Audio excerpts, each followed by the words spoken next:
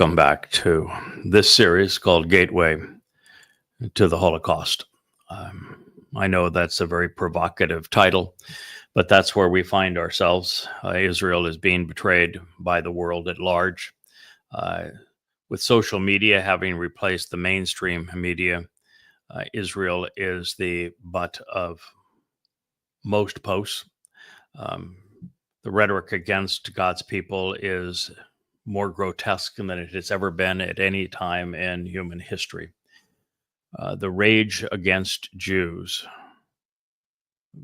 exceeds what the world experienced in Europe in the 1920s, 30s, and 40s. It led to the Holocaust by a factor of at least 100-fold. Blood is already running in our streets, and it's going to get so much worse. Part of the problem is that today, this rage against Israel comes from three places, and one of those three, the one that people are the least aware of, is about to become the most diabolical. And let me explain. From its inception, 1400 years ago, Islam has been grossly anti-Semitic. It has been genocidal, particularly related to Jews. And it has imposed apartheid and colonialization of the worst kind everywhere it has gone. Muhammad and the first Muslims perpetrated genocide against Jews in Arabia. And in the first 100 years of Islam, Muslims managed to enslave, rape, rob, and murder 200 million people, a third of the Earth's population at the time. It is it's the deadliest religion in human history. And so we are seeing Islam now spurred on by the carnage of October 7th as they celebrate the worst behavior, perhaps in human history. I don't think you can find a time where people celebrated, screaming their God's name while gang raping women and torturing them in the process of gang raping them, and then mutilating them and murdering them, abducting grandmas, for crying out loud, committing acts of mass murder, burning babies alive. It was the most grotesque example of human savagery in the history of the planet. And it has been celebrated as a religious rite. There is no time ever where this has been done. You can say, okay, well, the Nazis documented the Holocaust. And yes, there were some savage acts of the Holocaust, but for the most part, while it's deplorable, the Nazis brought Jews in cattle cars to the death camps and killed them with Zyklon B gas. They didn't gang rape them. They didn't cut out unborn children from their bellies as they watched. They didn't slice off their breasts and play with them as if they were balls. They didn't burn the children alive. They killed them first. I mean, it's horrible. Obviously, it's grotesque what the Nazis did. But these Muslims were worse. And they're going to be far more vicious still. Screaming Allahu Akbar, they tortured well over 2,000 people. They're still torturing them. And the world has erupted in favor of these genocidal, maniacal sadists. We've just never seen anything like it, ever. Yeah, I understand that I just said that Islam began its genocidal rage against humankind and, in particular, Jews 1,400 years ago. And they were savage. They cut off, in Yathrib, they cut off the heads of every Jewish man and boy. They raped every Jewish woman. They sold all of the children into slavery to buy more weapons.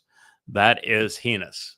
When they then attacked the last remaining enclave of Jewish settlers in Arabia at Kabar, they did torture some, and they again raped the women. They sold the children into slavery. They stole everything they had to their possessions. They committed mass murder against the men, and they screamed Allahu Akbar, giving their ungod credit for what they were doing. It was religious savagery.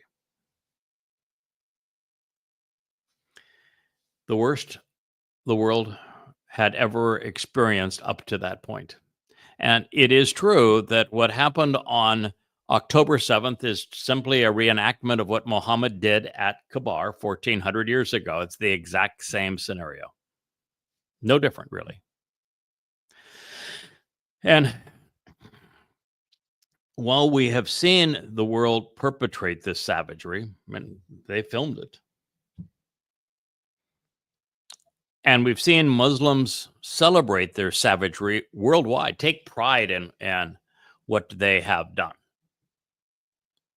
We have a second layer to it now because Marxists that have always been complicit in the ethnic slur and genocidal slogan of Free Palestine.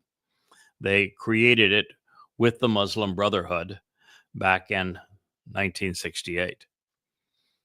They are now in lockstep. They are the pimps of Islamic rage. And so, in addition to 2 billion murderous Muslims, you now have 1 billion murderous, violent, enraged, psychotic Marxists.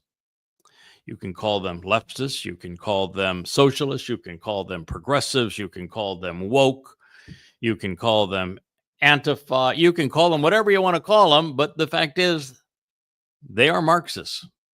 They are socialists. They are extreme liberals. They like the term progressive, but it's a regressive belief system, and they have rallied around the cause of these savages. 3 billion people. And the problem with the Marxists supporting the Muslims is that the Marxists give the Muslims a sense of legitimacy and credibility. And they also change the dynamic in terms of governments and the way governments work, because in the last 40 years, almost everyone who has been educated has actually been indoctrinated in Europe and the United States in Marxist, progressive, libertard culture where no one is thinking. Everyone is indoctrinated.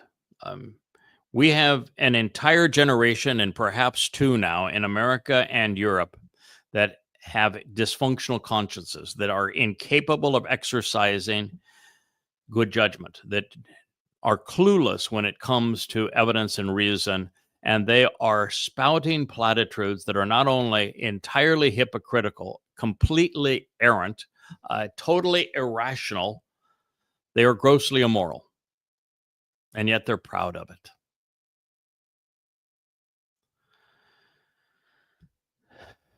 And to this, now we have to add the MAGAs.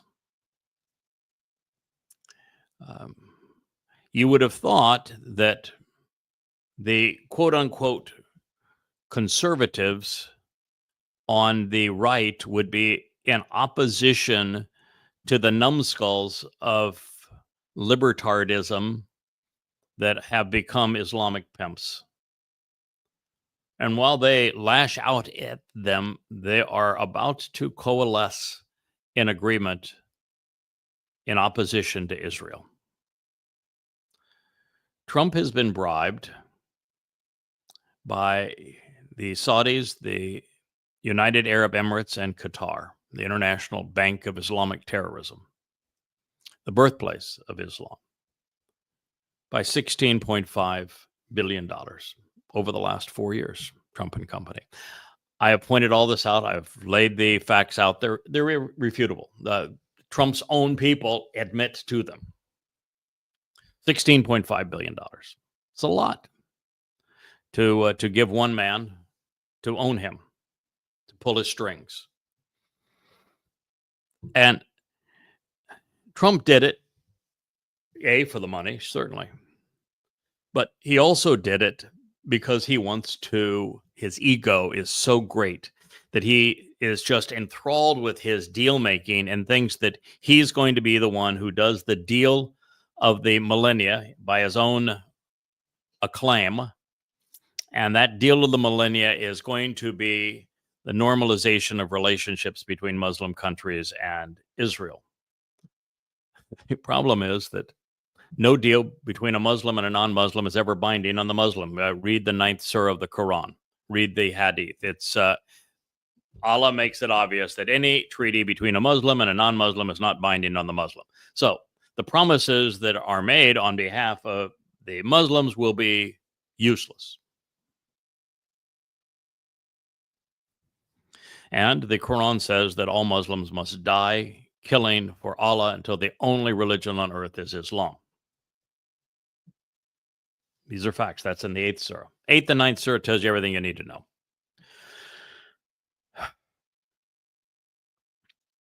The consequence of that deal is that Israel is being served up on a silver platter. The world, with Donald Trump now supporting the Islamic agenda and the Marxist agenda, is going to sacrifice Israel to both.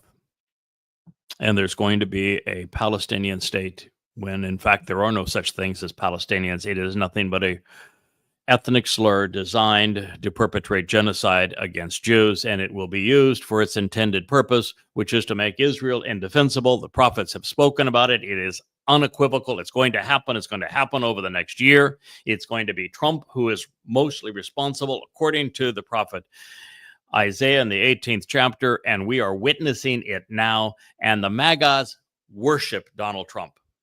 From the MAGA perspective, Donald Trump is a goddamn god. They say he is God's chosen. Nothing can stop him. They have drunk the Kool-Aid laced with religious poison.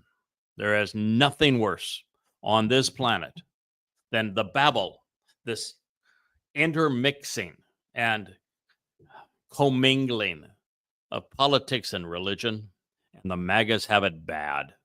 And when someone criticizes Donald Trump, the MAGAs all join ranks to support their God man.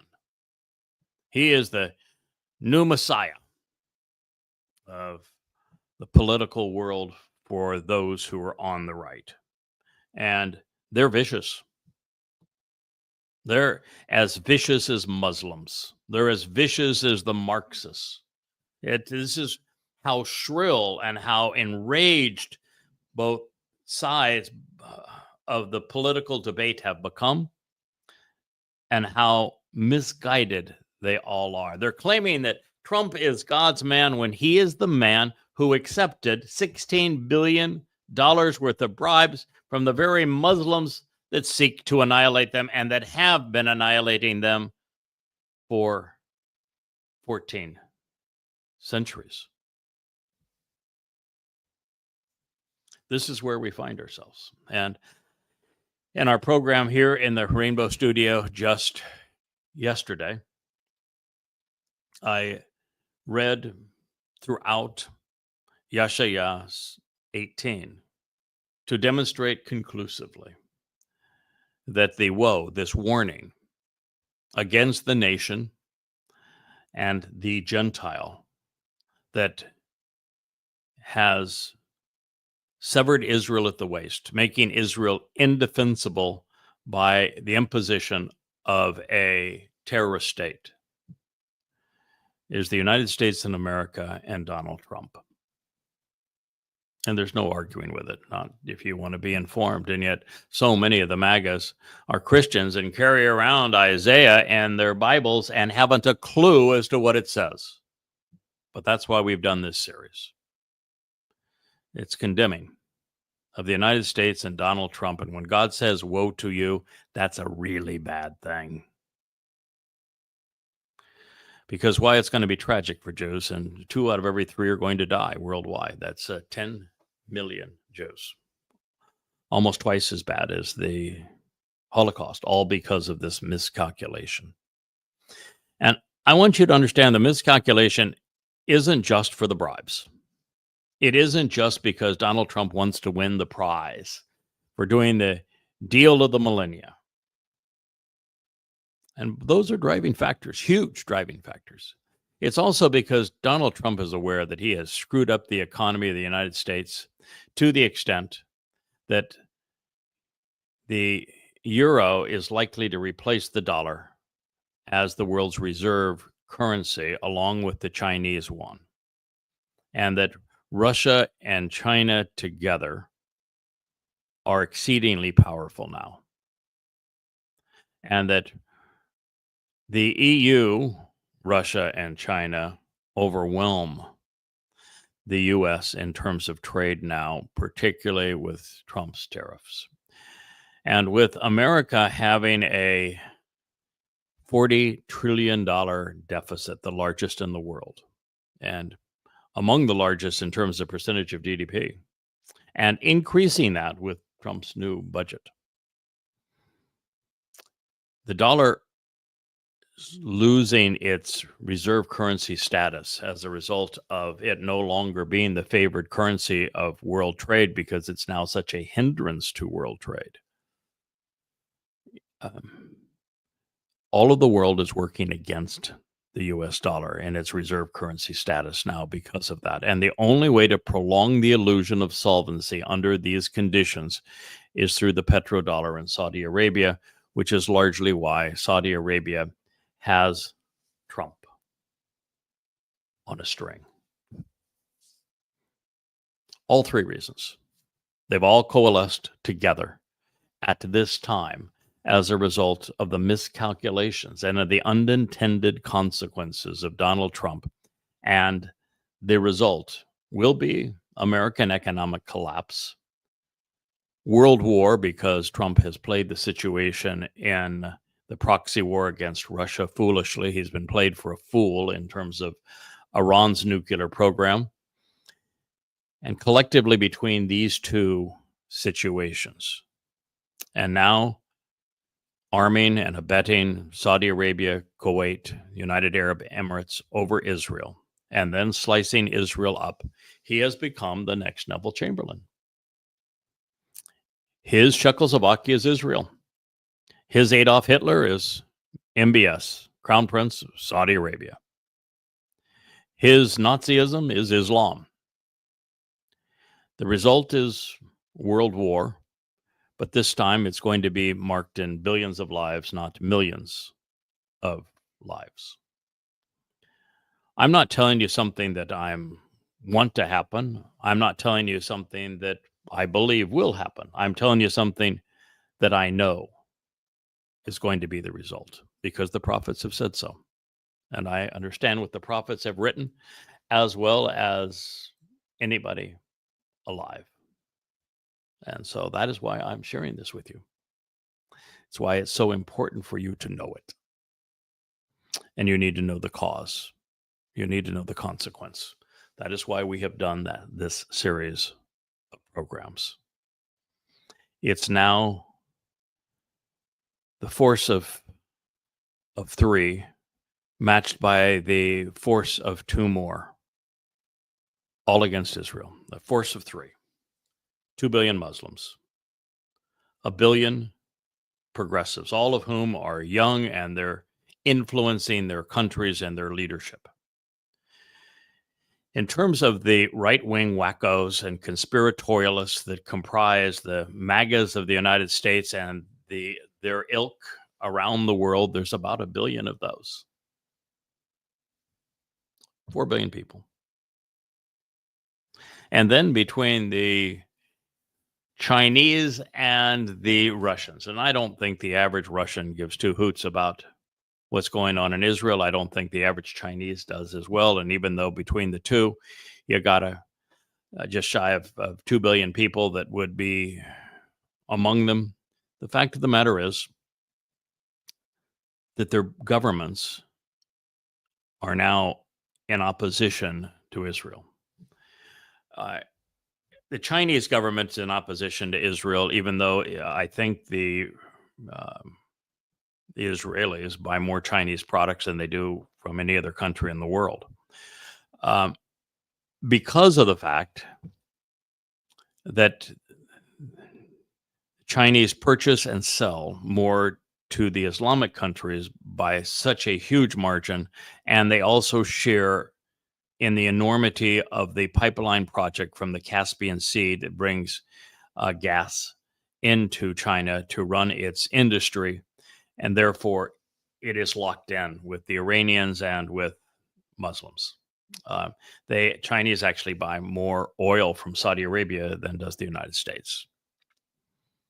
And Russia now, because of the proxy war the United States caused, going back 17 years ago, to reenact the Cold War to make it a hot war. George Bush, Obama, McCain, Lindsey Graham, Trump won, Boris Yeltsin in the UK, all have conspired, along with NATO, to bring this war to Russia by arming the Ukraine as a proxy. And there is no outcome for that war that is good. And most outcomes, because now it is a lost cause, because the EU is absolutely mad about pursuing the war. And so there's no way of disarming Ukraine. And the United States is still the largest supplier of weapons to Ukraine. And so long as the United States continues to supply weapons to the Ukraine and Europe continues to tell Ukraine, oh, you're not going to lose any land. No, we're going to give you all the weapons you need to beat Russia. And it's utter nonsense. Ukraine's out of troops. More weapons in Ukraine, unless the Europeans are going to go in and fight this war themselves, isn't going to make any difference. And if the Europeans fight the war themselves, we're in World War III, and the world as you know it is over. It can't be won, because because this point, with the combined military prowess of the United States, UK, France, Germany, and NATO, Russia's winning.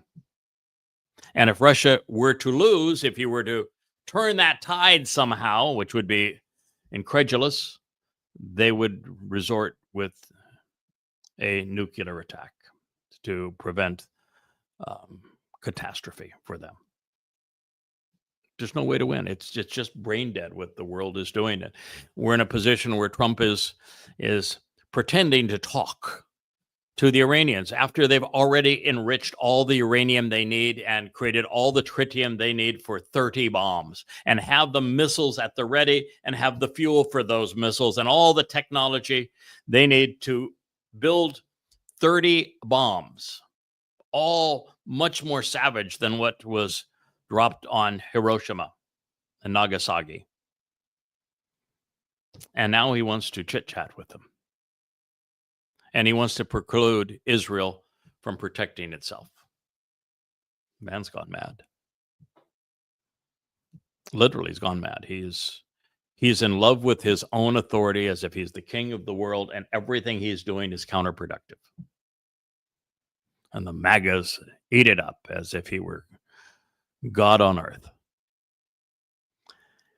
And so now you have China, the economic engine of the world, the manufacturing might of the world, and Russia, the second most powerful military in the world, that is currently kicking the ass of NATO, the United States, and Europe combined in Ukraine,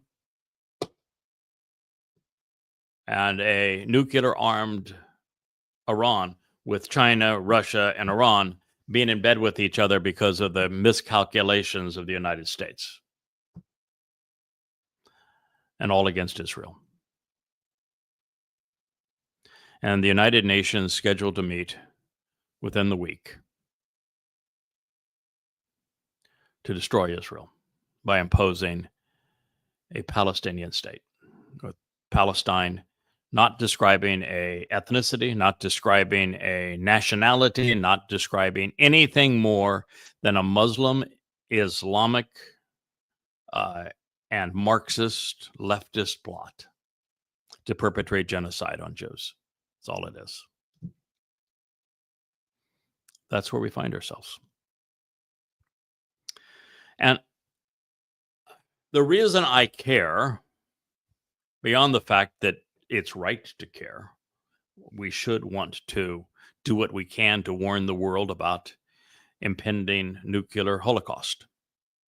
We should want to do all we can to inform the world that God's people are Israel, and it has consistently prevailed that the prophecy that God gave, curse them and he will curse you, prevails. Bless them and he will bless you. And the United States, Russia, China, Muslims everywhere, and Marxists the world over now wear the badge. I hate Israel. I'm against God. Have brought the wrath of Yahweh upon me. That's where we are. I care.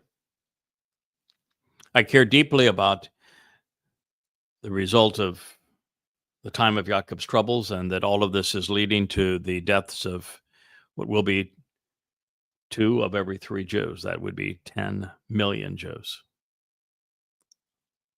Pains me, hurts me to know that's going to occur, and that I can help those who will listen, but I cannot stop what is been reported in our past regarding our future from occurring, playing out exactly the way that Yahweh has witnessed it, not desires it to happen, but certainly has witnessed it having occurred in our future and reported in our past, which is the nature of future history that's called prophecy.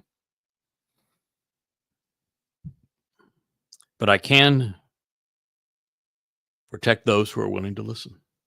And that is my job. And that's what we're reading right now as we go deeper into Yeshaya 18.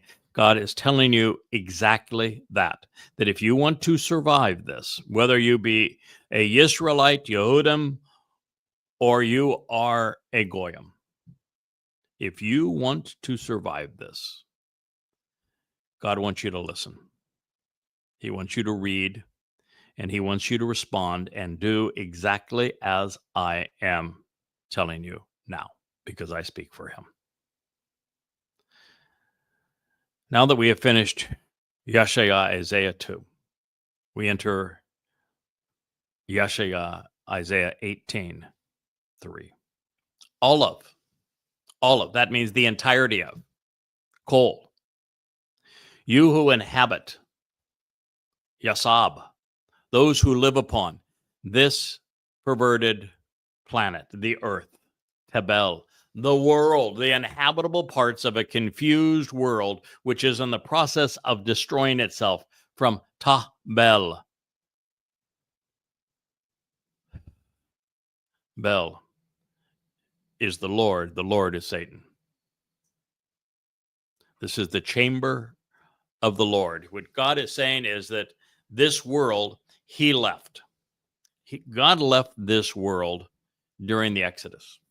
Jews, which he tried to befriend, to elevate, to nurture, to protect, to enrich, to enable through his presence and through his Torah, making them his children, were so irascible, so disagreeable, that God says, I'm done with you. Moshe couldn't stand you either. He says, I'm done with you. Both of them bailed on you because you were too miserable, and neither has changed in that regard. By the time you get to Hosea, God's announcing the divorce. I said, "Yeah, I'm gone. You're not my children. I have divorced you. Our relationship is over, and I'm not returning to you until you return to me," which is the purpose of the Yahweh blog, which is the purpose of the Yada Yahweh series of books, free at yadayah.com. And so the earth, with Yahweh having left, he left us with, his prophetic discourse. So we fully capable of finding out who he is, what he's offering, what he's expecting in return, how we should respond to him. It's all there. And fortunately, no one paid any attention to it. And so the earth has become the playground of the Lord, and the Lord is Satan. So all of you who inhabit this perverted earth, this playground of the Lord, and also those who dwell in the land. Now, the land is Israel. So this is a message to everyone on earth, and especially to Israel.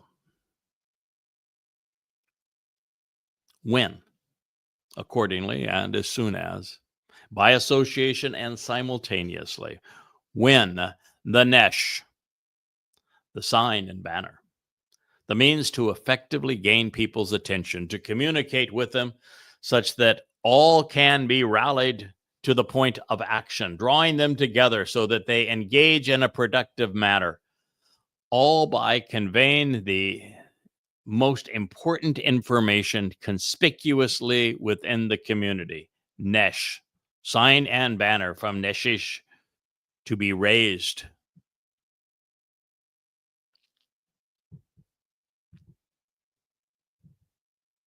I just want you to process that for a moment. God is saying that the solution for those who will pay attention to it is a Nesh. We're in Isaiah, Yashayah 18. Do you know when the Nesh is introduced by Yashayah? It's in the 11th chapter. After the first 10 chapters excoriate Judaism, God says, I am disgusted by your religious practices and your holidays. All of it to me is putrid. I am so sick of what you have done religiously. I'm about ready to vomit. Paraphrased. Not very much, but paraphrased somewhat. God introduces the cure. The cure for all that ails Israel and the earth is a fellow named the Choter. A Choter. He is a branch from the main branch.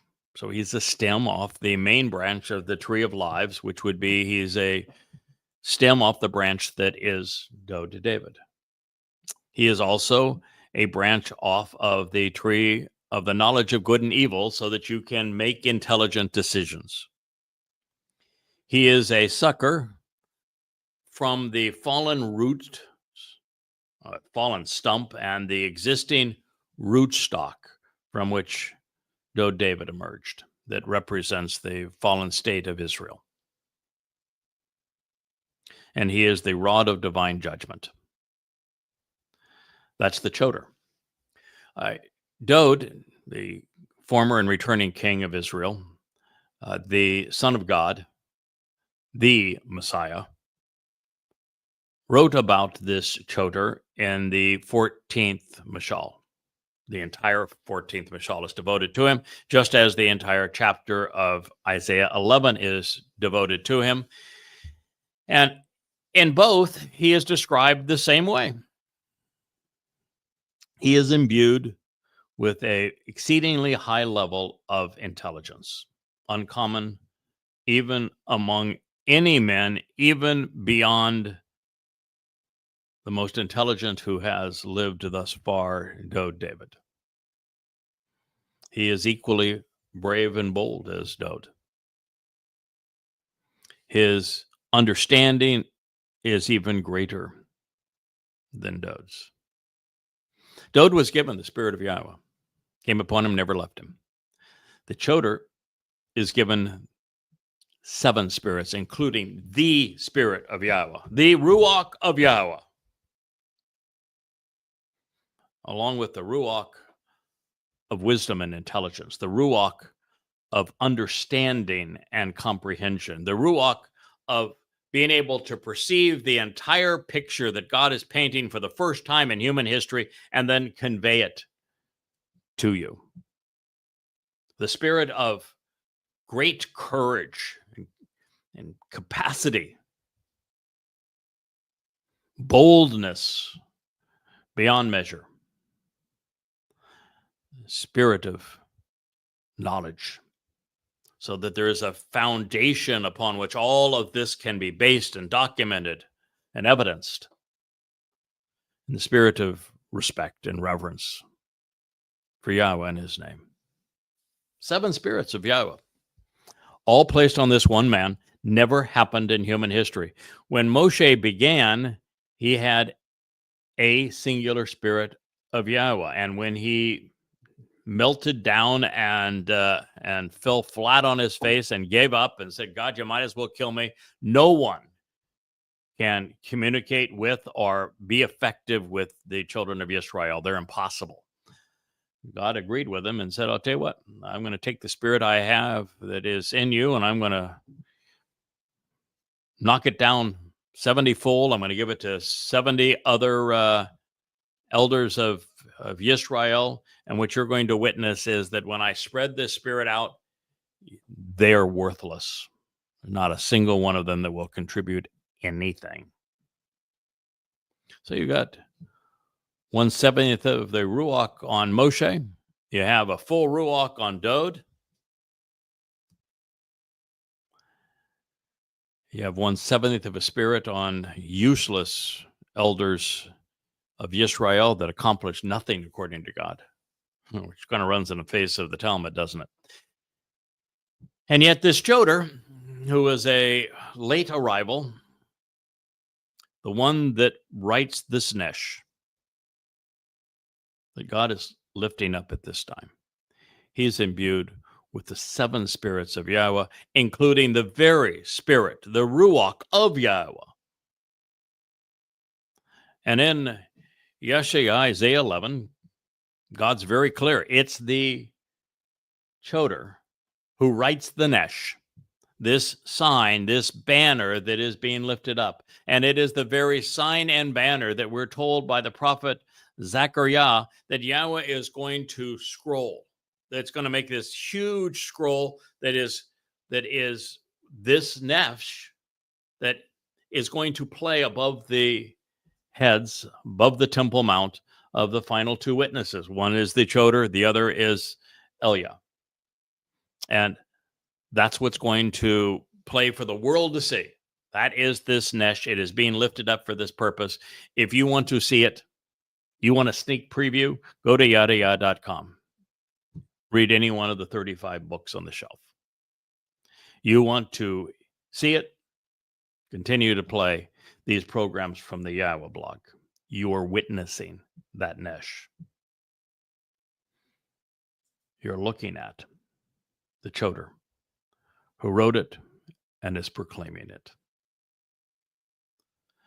And so this Nesh is lifted up. Nasha is raised. It's respected by God. This is described using the call infinitive construct, which serves as a verbal noun to identify and to emphatically demonstrate God's intent in raising this Nesh. He doesn't write the Nesh. He raises it.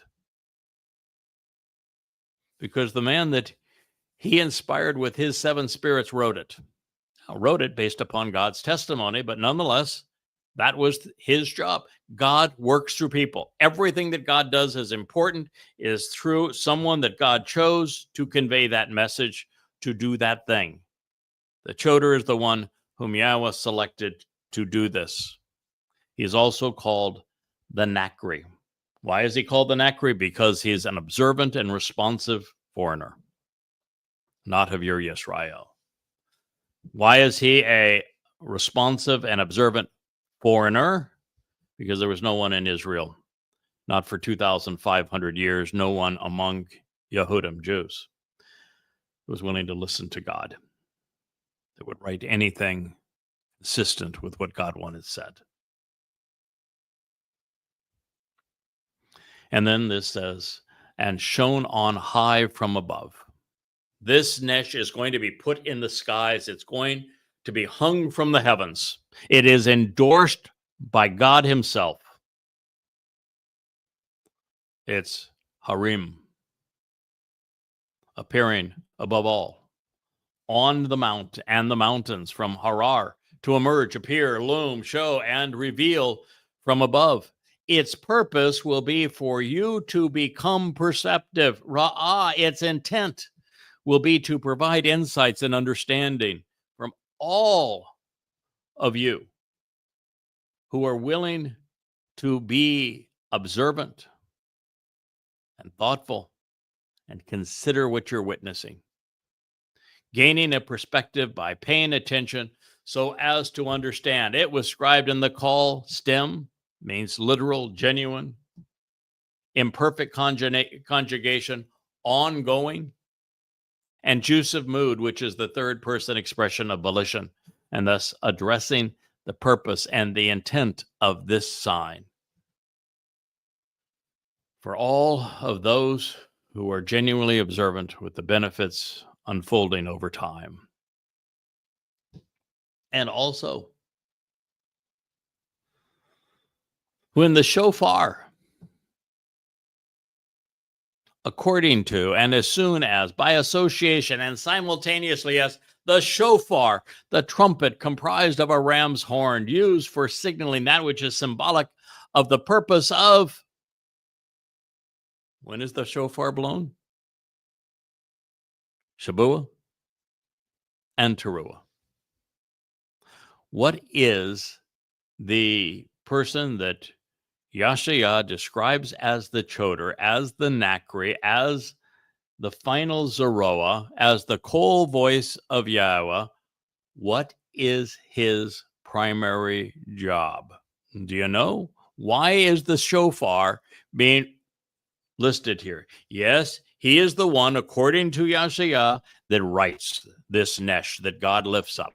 I've got 35 books, the most comprehensive study on the Torah ever written. Most complete analysis of the prophets ever delivered. Amplified translations derived from the oldest extant resources of the Dead Sea Scrolls, scrubbed of the diacritical markings so that there's none of the rabbinic malfeasance associated with them, so that you would know the truth, the whole truth, and nothing but the truth, and that because of the way they're written, you can examine every single word under a microscope through dictionaries and lexicons online and validate that it is all true. The shofar. The ram's horn is important because the ram is Dod, our king. Our ram's horn is a sign of Dod's power. He is our king. He is our prior king. He is returning as king, king of the universe. He's going to be here in 8 years. I am his herald. The shofar is important because the shofar is blown for 2 of the 7 Moed Mikre, the 2 that I'm most responsible for. Dod fulfilled the important ones. Pesach, Matzah, and Bekurim. With Pesach, he opened the doorway to life. On Matzah, he took the covenant family's guilt and deposited in Sheol, never to be seen again, perfecting us. On Bekurim, the Bakor, the firstborn son of God, signed our adoption papers into God's eternal family, awarding us this enormous inheritance of the covenant so that God could empower and enrich and emancipate and enlighten us. Dod fulfilled those first 3. The Shabua harvest that is announced by the shofar that takes place in 12 months from this program, 22 May of 2026, the beginning of the time of Yaakov's or Israel's troubles, 7 years before Dod returns, is announced with the blowing of a shofar. And the choder is the Zeroah, responsible for cultivating that harvest. If you want to be part of it, you need to read what I have written. You need to listen to what I have to say. I am here for that purpose. But there is yet another harvest, one at the end of the time of Jacob's troubles, for the one out of every 3 Jews who survived this time of Israel's confinement and abuse. And it is the shofar for which Teruah is named. I was called 24 years ago on Teruah for this mission. And it is on the evening of Teruah, a Friday evening, the beginning of the Shabbat, 23 September 2033, exactly year 6000 Yah, 7 years after the shofar is blown on Shabua, sevens, that the shofar will be blown again for the final gleaning of a remnant of Israel, as a result of what they have heard Elia and Yada say, what they have read on this scrolling Nesh sign. And this will be the final opportunity to become immortal and to live among the stars with Yahweh. But as the sun rises the next day, the Shabbat of Teruah, 24 September 2033, year 6000 Yahs, just now 10 days before the Messiah, Son of God, King Dod, returns with Yahweh on Yom Kippurim. The one who has written that Nesh, that sign that God is uplifting, he's going to sign it in blood, his own. He is going to lay down his life as the Adamah Parah, the bloody red man of the earth, who is productive and fruitful, cultivating these harvests. He is known as the red heifer. Don't be looking for a red cow. Just like the Passover lamb is symbolized by a lamb, in its fulfillment, it was the body of an extraordinary man, David, who fulfilled it just as he said he would in the 22nd and 88th Mizmor, where he described his death by Roman crucifixion 1,000 years before he endured it. Yes, indeed. In 33 CE, the Messiah and Son of God, David, fulfilled Passover on the right date, just as he said he would, and he was crucified by the Romans. The whole myth of Jesus is a ripoff, a robbery, identity theft, a crude counterfeit of David, although slathered with a high dose of Dionysus to give him a man-god image and to create the myth of the resurrection. Otherwise, it's David.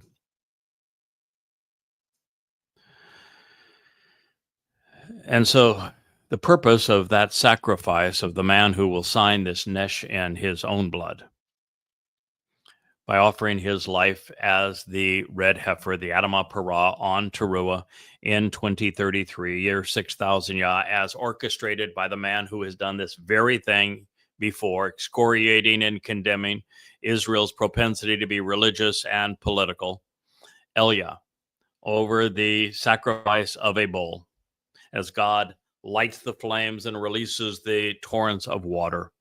It is Elia that will do this very thing to prepare the adulterous woman that is Israel for the return of her king so she can be betrothed to him. That is what's going to occur. That is why the mention of the shofar.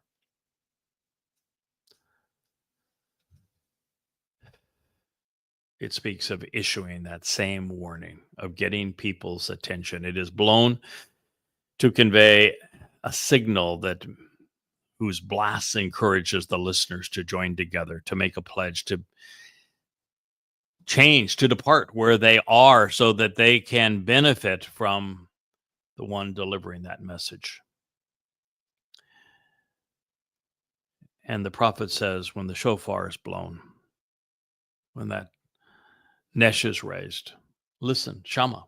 This is something that Israel has a very difficult time doing. They'd much rather blabber away to God with rote prayers. They'd even take the Shama Yisrael, which says, listen to Yahweh. Yahweh is one.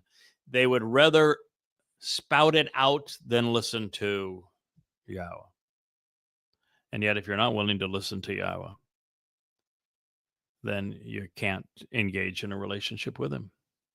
Shama, consistently, actually, continually, and genuinely hear the sound and receive the message and pay attention to the invitation and summons that is being delivered. Call imperfect. This is Yashayah. Salvation is from Yahweh. Isaiah 18:3. I want to go back to the beginning. I'm going to read it all the way through to you, and then we'll talk about what you've just heard. All of the entirety of those of you who inhabit the earth, and also those who remain and dwell in the land, this remnant of Jews in the land. When the Nesh, this sign and banner, this means to effectively gain your attention, to communicate, rallying you to action, is lifted up and is shown on high from above. Its purpose will be for you to become perceptive, for you to witness and understand. And also, when the shofar is blown, when it is sounded, when it conveys this signal in association with Shabuah and Teruah, listen. You're not listening to the sound of the trumpet. You're listening to the sound of the trumpeter.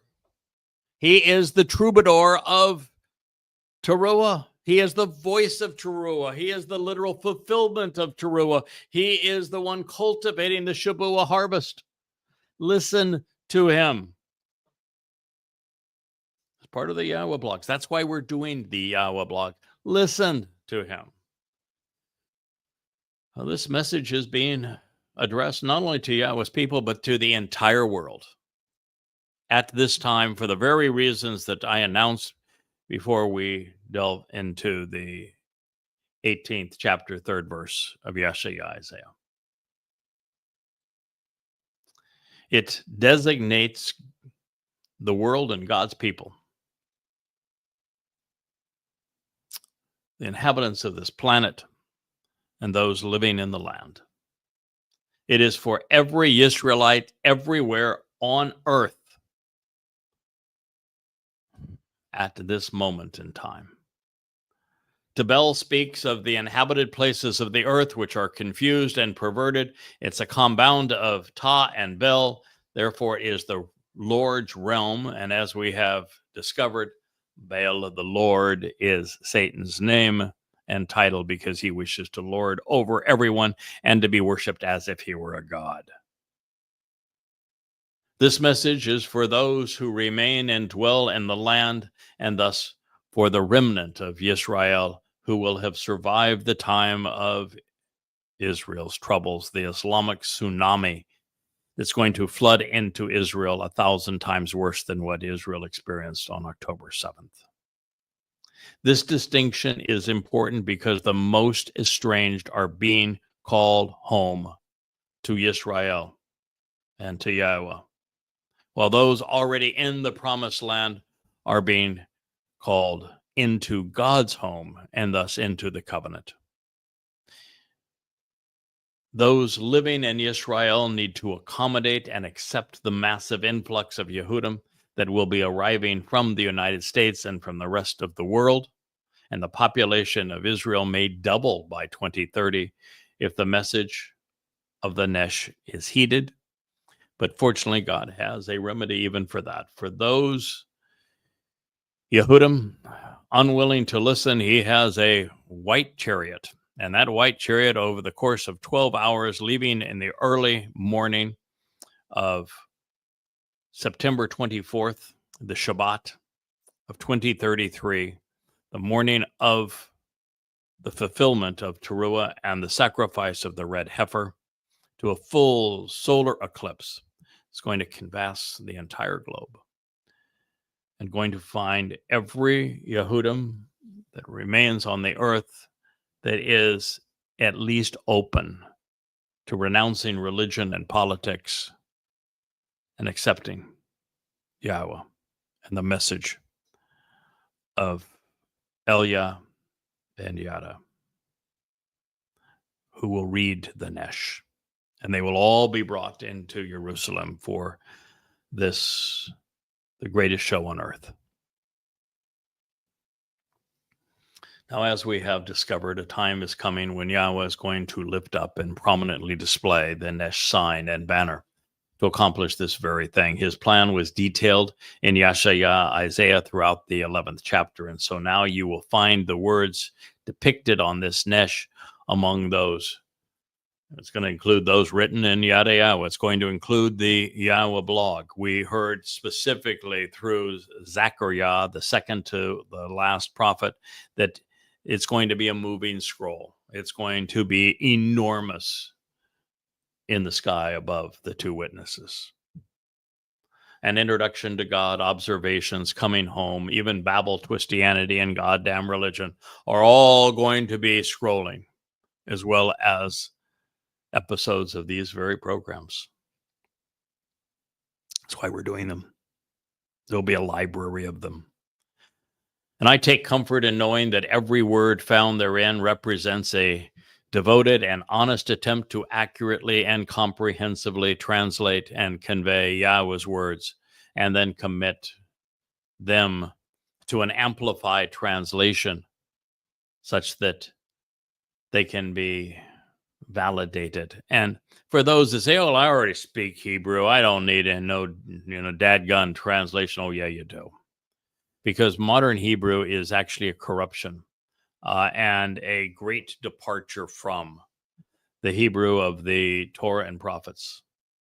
And your Hebrew needs to be cleansed of rabbinic transliterations, rabbinic diacritical markings, rabbinic malfeasance, because there is far more influence on the language of Hebrew that Jews in Israel speak from two outside influences than there is from the original Hebrew of the Torah. One would be rabbinic malfeasance, where they have deliberately tried to conceal the identity of Yahweh from you.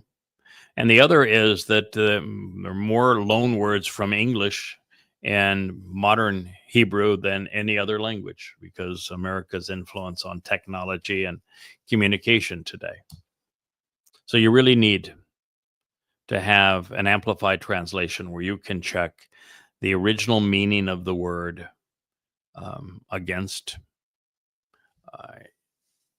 dictionaries that define them as that word and its root were described and defined at the time that this was revealed.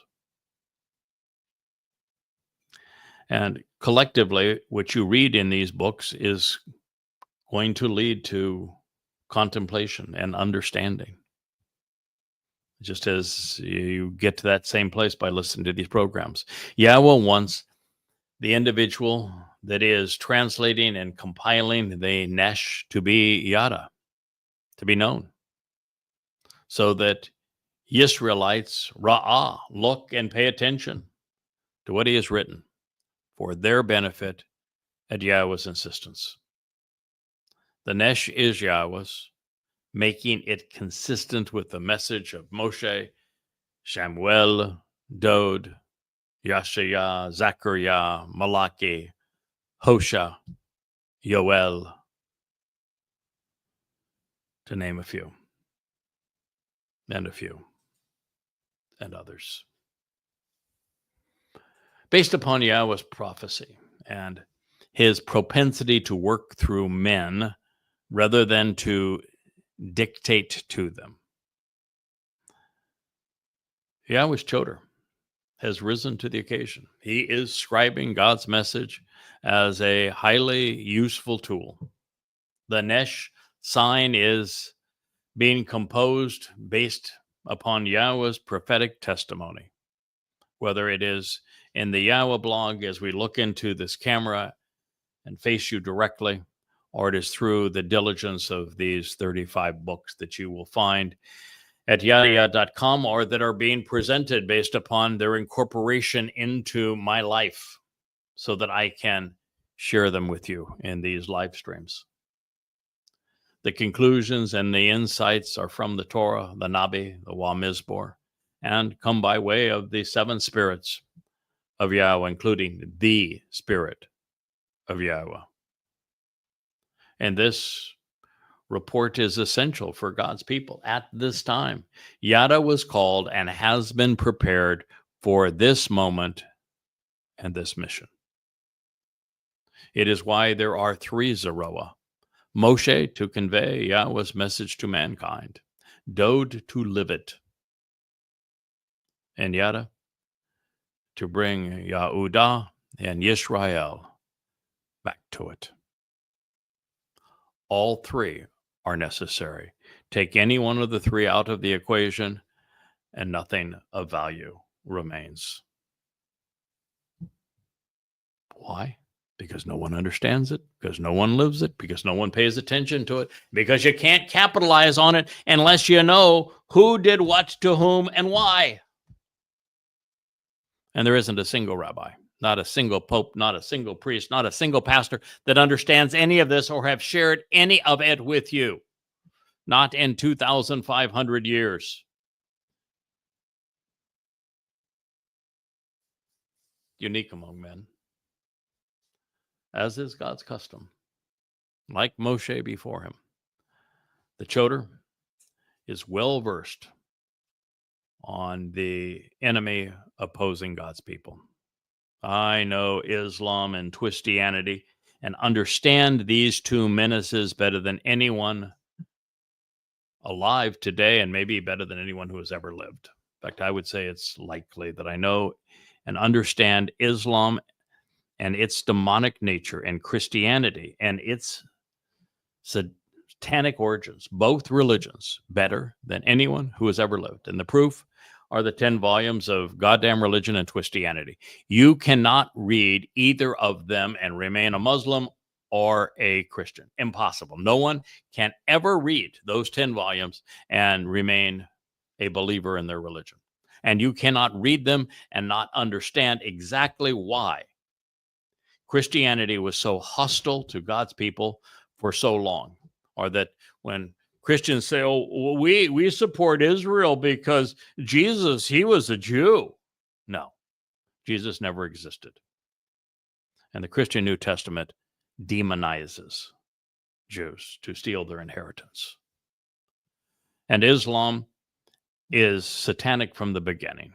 Allah is modeled after Satan. Muhammad was the worst man who ever lived by any rational standard. The Quran is the worst book ever written by any rational standard. And so we are dealing with the reality that if you want to protect Israel, if you want to save Israel, if you want Israel to understand what it is that God is offering you and what was taken from you and what the rabbis did to create Islam and Christianity. Both religions are the fault of the rabbis. Rabbis created Israel's greatest foes. And rabbis, even within their own religion, Judaism, are responsible for the diaspora and for the curse of Palestine. Your greatest enemies are these rabbis. I exist to undo the damage they have done for those who are willing to listen to Yahweh.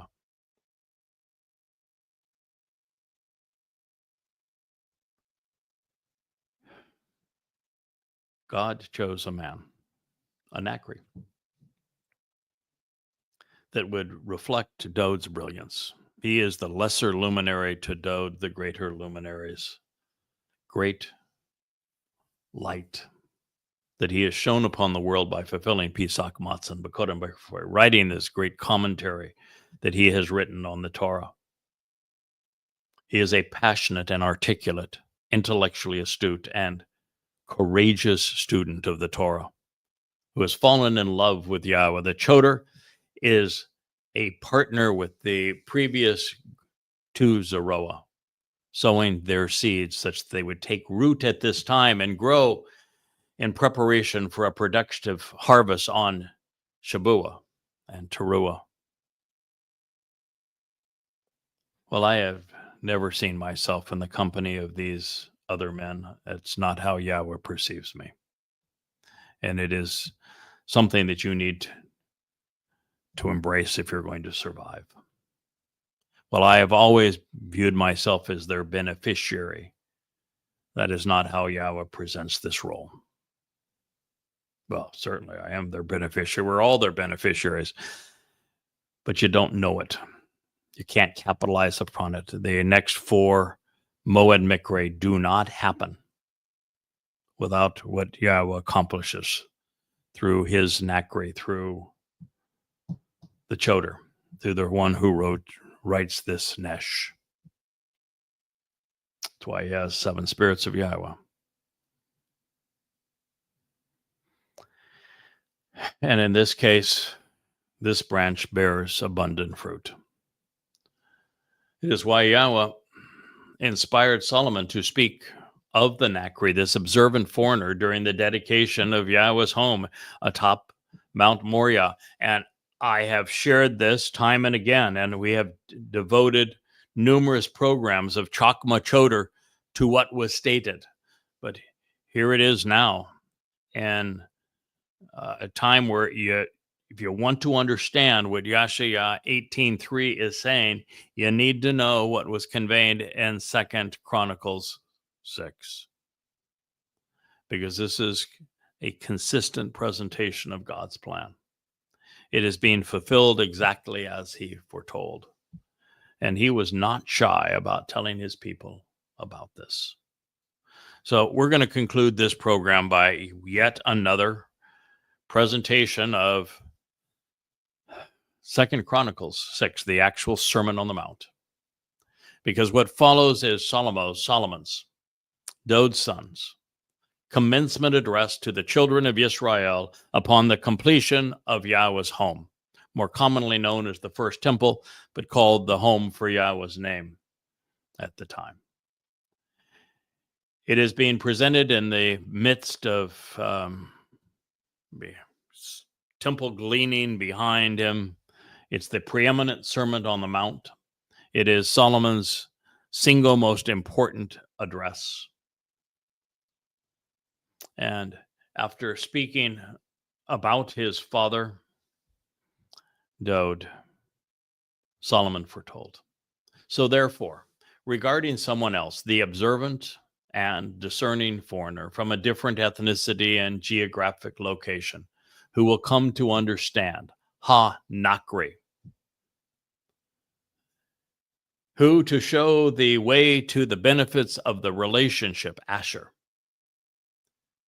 is not of your people. Lo men am ata, this Yisrael.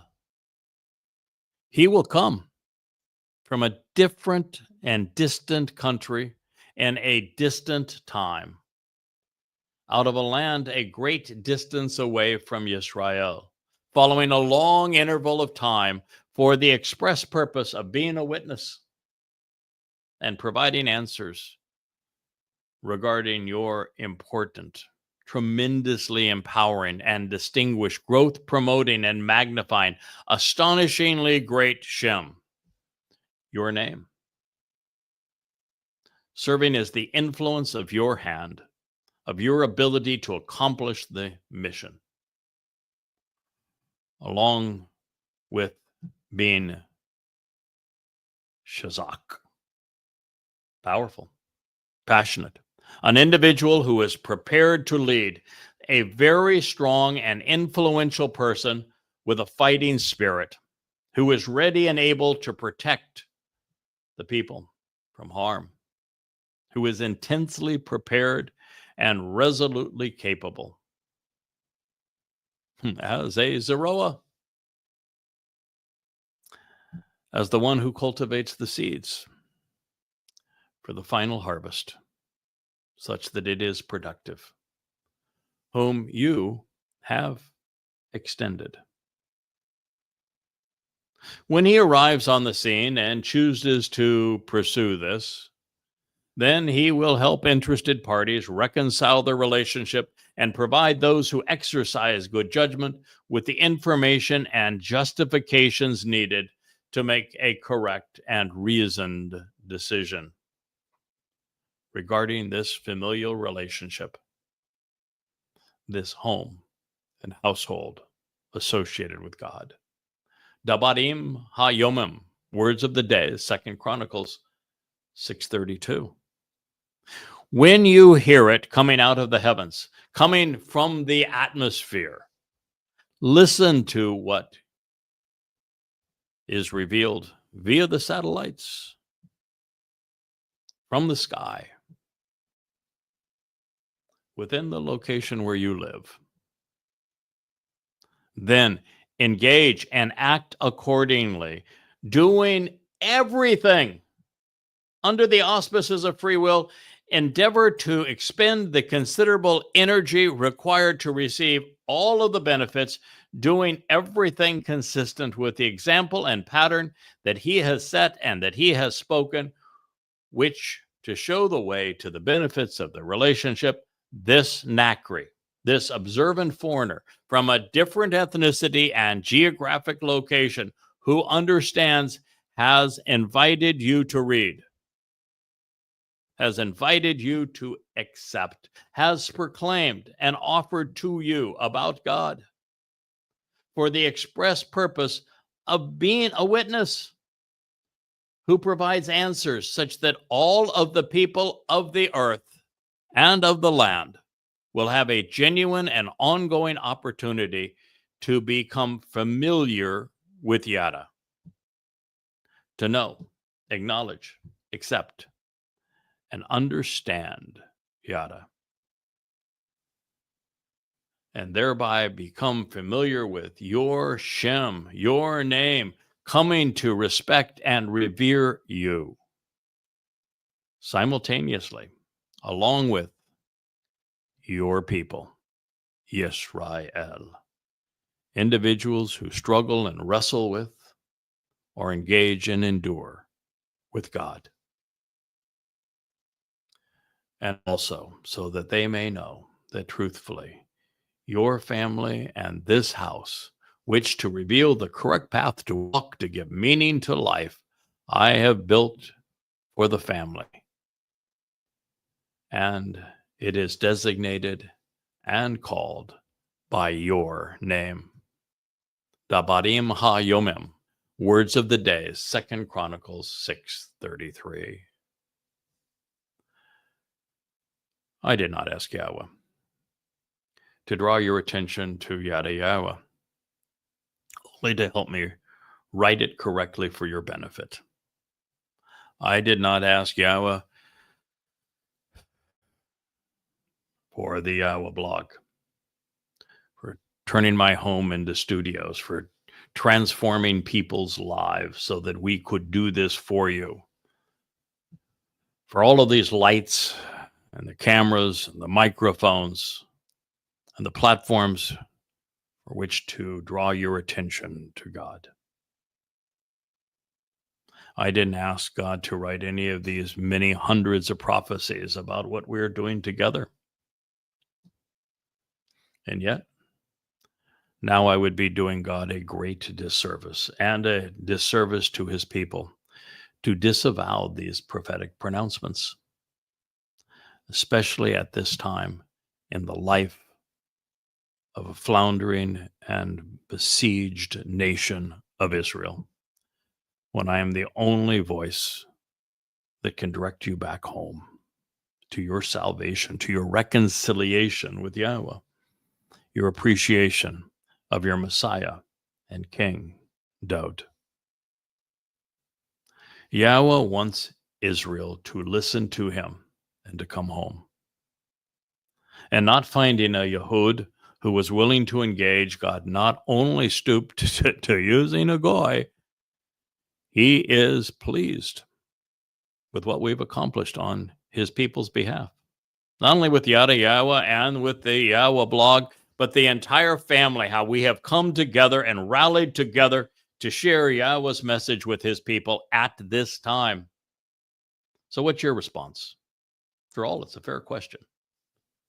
Since Yahweh has asked you to listen to what he has to say and respond, doing all he asks. Well, thank you for this time and the Rainbow Studio of the Yahweh blog. I am your host, this Snackery, the Choder, Yada. Thank you for listening.